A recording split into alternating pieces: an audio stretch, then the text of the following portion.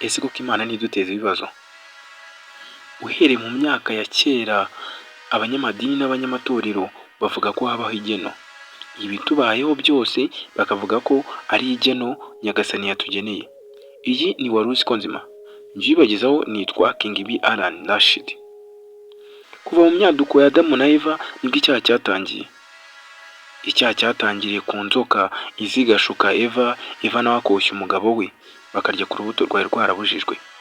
Iki cyahise kiba icyaha cyo kutumvira. Icyaha cyo kutumvira Uhoraho yahise abahanisha igihano cyo kuba bagomba kujya barya biyushya kuya ndetse bakazanapfa. Iyi ni impamvu cyangwa se ni ikimenyetso kigaragara ko ibibi bitubaho cyangwa se ingaruka zitubaho zimwe na zimwe ari twe tuzigiramo uruhare. Ntibyagarukiye aho kandi kuko icyaha cyakomeje gukura, kiragenda gifata no ku rubyaro rwa Adamu na Eva. Urubyaro rwa Adamu na Eva ari rwo Kayini na Abeli.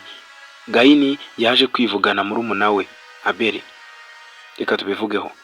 Byatangiye Abeli ajya gutamba, atamba igitambo cyiza gishimwa n'Uhoraho, ahera ko amuha umugisha aramwishimira.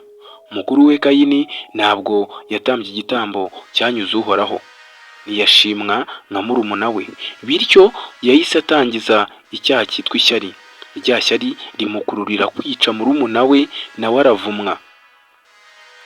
Akimara kuvumwa, Nyagasani yagize ati uzajya urya bikugoye, kandi ubu butaka bunyweye amaraso ya mwene so ntibuzigera bwongera kwera ukundi. Ikirenze icyo kandi uzapfa wangara. Kayini byamugizeho ingaruka zitari nziza. Ariko se ni Imana yari yabimugeneye cyangwa niwe wabigizemo uruhare? Iki nacyo ni ikindi kimenyetso kitwereka ko ibibi bitubaho cyangwa se ingaruka zijya zitugeraho ku buzima bwacu cyangwa uburibwe ubuzima bwacu buhura nabwo rimwe na rimwe ari twe tubigiramo uruhare. Wigeze wumva umuntu mu gitondo arimo arataka cyangwa nawe byakubayeho?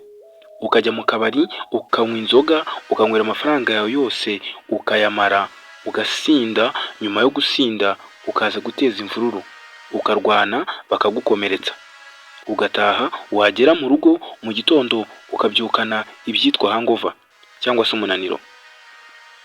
Ugatangira ukibwira mu mutima uti iyo menya sinari kujya mu kabari. Ariko undi mutima wo kwihoza cyangwa se wo kwihumuriza ukagira ati nta kundi byagenda, n'ubundi Nyagasani yari yabipanze. Ahangaha nzi abantu benshi bashobora guhita bagira bati kabone n'iyo nguma mu rugo n'ubundi ibi byari kumbaho. Gusa iki ni ikinyoma. Aha nta kuri kurimo. Nawe byiyumvishe ukuntu byari kukuba wagumye mu rugo, utagiye mu kabari, utagiye kunywa ngo usinde, ngo uteze imvururu, ngo urwane bagukomeretse. Nta buribwe bwari kukugeraho. Uko bigaragara havuyemo urupfu, ibindi bintu byinshi 90% byose bitubaho tubigiramo uruhare. Iyi wari uzi ko nzima? Njye wayibagezagaho ni King B Alan Rashid nk'ibisanzwe. Ukeneye kwamamaza cyangwa se ukeneye umukozi wo mu rugo, ukeneye serivisi zijyanye na social medias cyangwa amahugurwa, wahamagara King B Business Group bakagufasha kuri nimero 078 92 30 500. Iyo nimero yabo kandi iba no kuri WhatsApp. Gana King B Business Group bagufashe mu bintu byinshi bitandukanye.